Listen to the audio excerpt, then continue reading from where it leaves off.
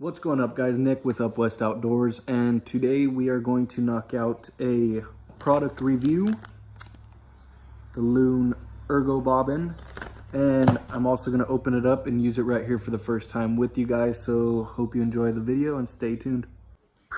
Alrighty, so right out of the package, this thing feels amazing. It's a lot more heavy duty than the one that came with my beginner tying kit. It's thicker. It feels more formed in my hand, has a spot for your fingers, however you hold it. I don't know if there's multiple ways that people hold it differently, but feels comfortable in the hand. The pieces that actually squeeze the thread feel absolutely sturdy as hell. And just a quick, on the back of the package, tells you a little bit about it, so let me just read a little bit about it. It says that it is powder coated, has a custom tubing, powder coated handle, ergonomic thumb finger grip, and allows for easy adjustment and tension. So give you guys one last look and I'll throw some thread in there, and I'm actually going to tie up a fly right now. I was thinking of what to tie. I really want to put this thing to the test. I was thinking of doing something where I'm going to have to yank on some thread, put it through a little bit of tension. And so I think I'm going to do a balanced leech. I was thinking of maybe doing a steelhead fly, but to be honest, I'm not that good at them. Alrighty, guys, so I just got my material and everything set up. Bear with me. It's not really ideal filming setup right now, just because with my knee, I can't really bend it. So in the future, I will have my setup in the garage and my table in there, but just bear with me. I'm sitting in the living room right now. In my vise, I have set up the size 10 U555 jig hook by Umpqua. I love Umpqua's jig hook for my balanced leeches. Okay, if you don't know what a balanced leech is just that. A leech that is tied on a hook, and it has a pin sticking out the front with the eye coming up. So when you have it attached to your leader, suspended underneath an indicator, if that's how you wish to do it, which is how I do it, or I know some people just strip them, but it will stay suspended in the water, balanced just like that. Okay, fishing it catatonic like that is really killer. I tie them in damn near every color, from green to pink, orange, purple, white. I love any leech pattern. Balanced leeches are just simple. Sometimes, especially fishing still waters, I know plenty of guys that fish them in rivers also, but in still waters when nothing else is biting. Hell, I caught like 5 trout the last time we were fishing in still water within a matter of like 30-45 minutes on the same 2 balanced leeches, one green one, one red one. I'm going to explain everything for the balanced leech, but I am going to do a video in the future of balanced leeches, specifically why I tie mine the way I do, and I'm going to do a little compare contrast of how I've seen other people tie theirs, and just to see what you guys think is better if you do it either the way I do or if you tie it the other way. But this is a product review. I have my bobbin all set up with 280 UTC black thread, and we are going to tie a green. We'll do a peacock, I think is what I pulled out. Yep, peacock green balanced leech. So if you don't know what a balanced leech is, I just showed you, it has the pin sticking out, keeps it balanced. The hardest thing when I was getting into balanced leeches was finding the right sized pins. Now, let me just hold this up so you guys can see. It took me forever to figure out what pins to get. So what these are called wire brads, and they're, I don't know if you can see right here, but it says 18 by 1. Okay, that's the size they are. I believe there's also a 20 by 1 or a 21 by 1 that also works.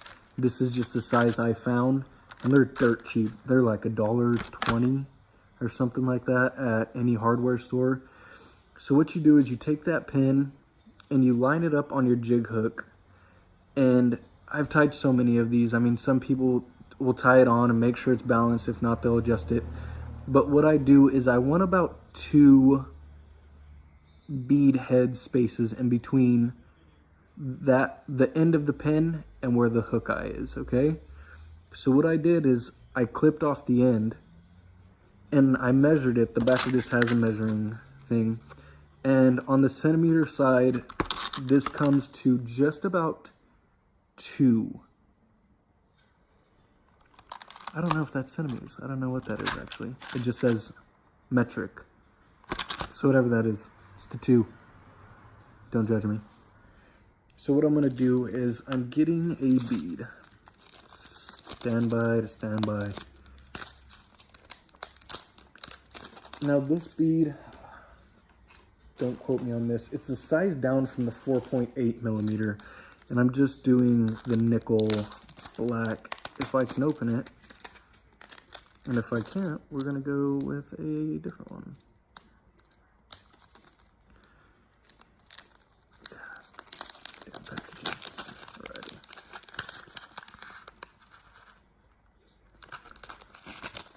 So, let me just show you. Alrighty. So, like I said, you want about a 2 bead space from the hook.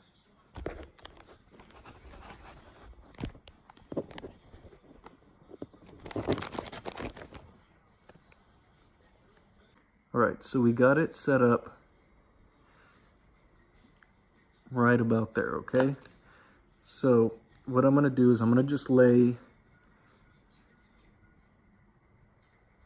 a nice wrap. Oh man, you guys, this bobbin feels pretty damn smooth.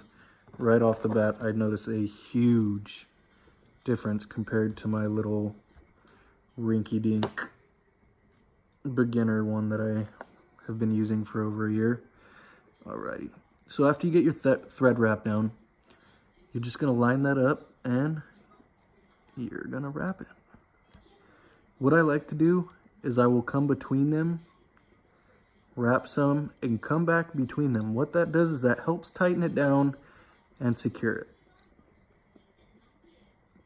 Do that a couple times. Be very careful at the end right here. I know it's hard to see, but if your thread is going to break, it will break right there from the rough edges from where you cut it. Okay, so bring it back up, and you really want to crank down on that thing.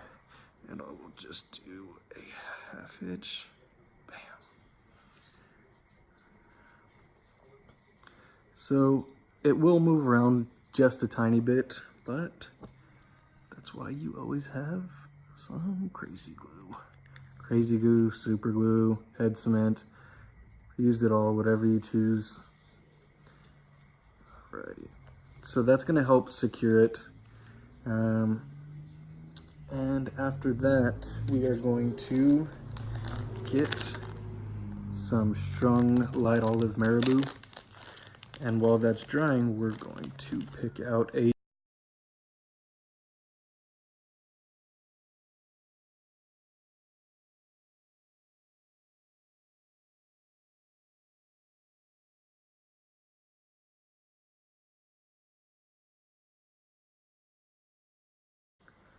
we're just going to measure it, and we are going to take a loose pinch wrap and just kind of lift up on the tail to secure it. Go underneath, and I'm already gluing myself to the dang hook. So some people will tie this in, it doesn't hurt.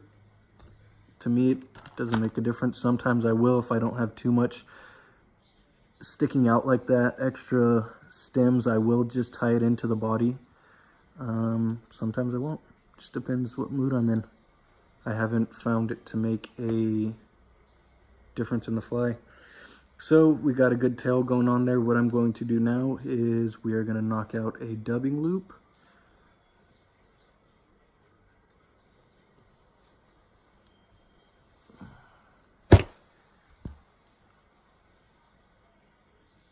if you guys don't know how to do dubbing loops, don't learn from me. I'm not the best at them. I know the basics, and that's about it. I constantly watch the OPST, Olympic Peninsula Skagit Tactics, videos for tying. Jonathan Farmer, Jerry French, Ben Paul. Those guys have some awesome videos.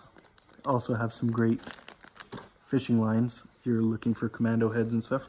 But I've spent hours watching their videos trying to perfect dubbing loop. Composite loops, I guess would be the correct term. Dubbing loop is just when you're gonna do a dubbing ball and whatever. Getting off topic. So what I'm going to do is use peacock colored dubbing. This stuff is golden.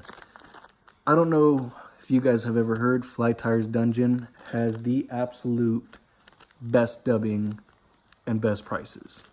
I have literally bags to last me forever of dubbing, but they have tons of different types of dubbing. This is Leech Dubbing. It is very soft, very fine, moves amazing in the water.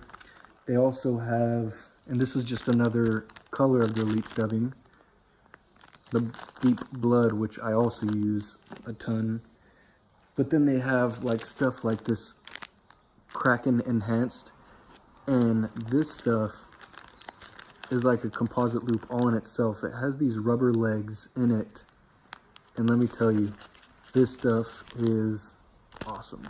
And honestly, I'll put a link in the description. I can't remember off the top of my head, but it's like $1.05, $1.20 per bag. And using composite loops, the hardest thing for me was using less is more. This stuff lasts forever. I mean, you see the huge bag I have. Obviously, it's going to last me forever. But I can never get rid of Senyo's. Senyo's Fusion Dub is awesome. I love this stuff. I ordered this. I don't know how long I've had it. I haven't even used all the colors yet, but this is the Fusion Dub dispenser. I thought it was a specific one, but this stuff is awesome. Some people like Fusion Dub, some like Laser Dub. Hey, I just like dubbing. I don't care. So I'm not going to go into specifics about how I'm going to do this composite loop. I will show you guys before I put it in the actual loop itself, but I am going to just mix the materials real quick, and I will just get through that and show you guys before it's in the loop.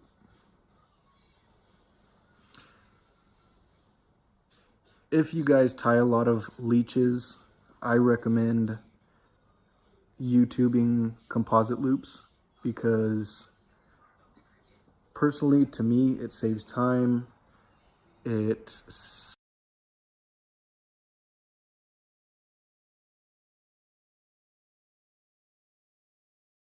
gonna knock out a little bit of that, just to give it a little bit of shine. Alrighty, so you're going to open up back your loop, dubbing spinner. I use Dr. Slick's. I love his dubbing spinner. It's heavy, holds up, but all this right here, all this dubbing is going in the loop. Might be too much now that I'm looking at it, but hey, better to have too much and not need it than not enough. So get it centered in there. Again, if you don't know how to do composite loops, look it up on YouTube. There's great videos out there. Maybe one day I'll get comfortable enough to actually do a video on that, but like I said, I'm not a professional tyer. So I'm just gonna pinch right here, spin this bad boy up.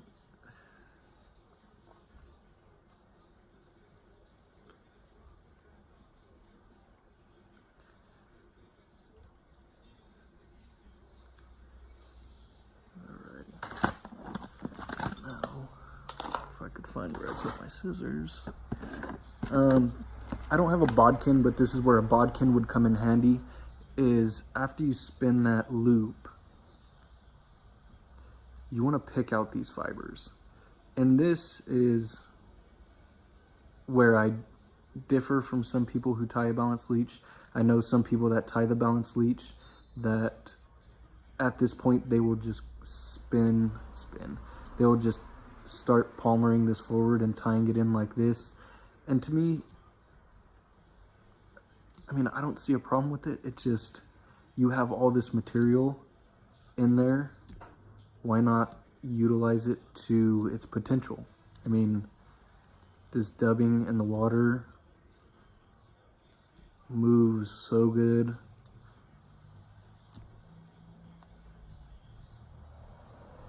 And if you're using the right kind of thread, which I might have done overkill with the 240, you can really spin these loops, and when you're picking them out, you can be a little rough with it, which honestly, I prefer to be rough and know that my loop's gonna hold up than not put it to its test and it fail when I go into tying it. But after that, just brush it out. I'm gonna pick out a little more. It's being stubborn. Of course, in my first tying video, it's gonna be stubborn, huh?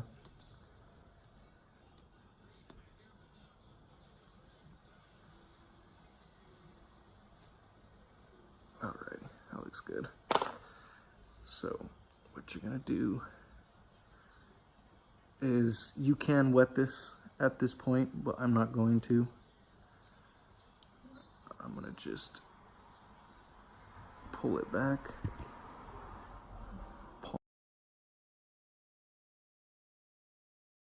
The fiber out of the way. And when you get to the eye, I like to do maybe 1 or 2 extra wraps right there, go in front of it, and come pull it right back again. That way you're getting as much fiber as you can on there.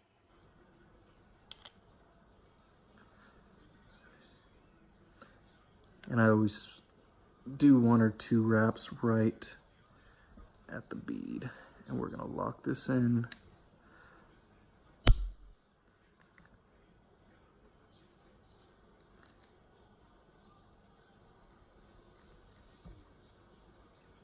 God, this bobbin feels great. I really do like it, guys. I am pleased with that purchase. I can't even remember how much it was off the top of my head, to be honest. I want to say it was like right around $22, something like that. I could be wrong. Don't quote me on it, but I will find out. So I'm just do a couple more wraps right there. I really want to keep those wraps minimal up at the head. And again, just come through and pick out those fibers that all got trapped. And I will show you why.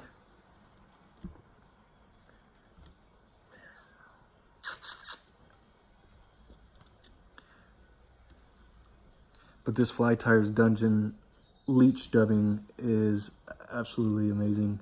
You guys need to check it out. Like I said, I'll put the link in the description of the video. And what I'm going to do real quick.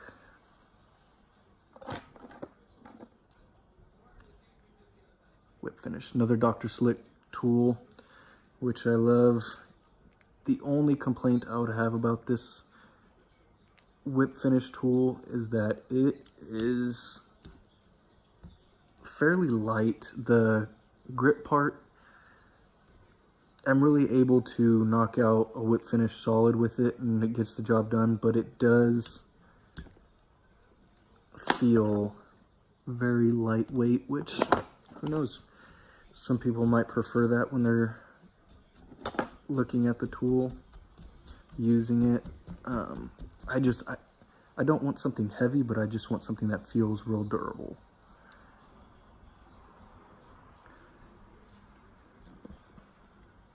Alrighty, and this is what I mean by picking out that material and really utilizing it. look at that body. This thing is wispy. It's wispy, but it's soft. I'll say that. This stuff just flows. When you have it suspended underneath a bobber, especially if you have any type of wake, when this thing is bouncing and the water's moving, this stuff just flows good. When I get my GoPro, I will take it out when I get a chance, when my knee's feeling a little better, and I'll show you guys some underwater footage of this stuff. But hey, I have no complaints whatsoever about this bobbin. This thing is absolutely amazing. I'm a little upset I've took so long to order it, but I'm glad I was able to open it up and use it for the first time, sharing it with you guys. If you guys have any questions about the bobbin, or if you guys have any questions about the fly, comment, message me. My Instagram is Pacific_Northwest_outdoors. Okay, so you guys can look me up on there. Message me on there if you don't feel comfortable on Instagram for whatever reason. But whatever questions, whatever comments, whatever advice you guys have, let me know, and stay tuned for the next video.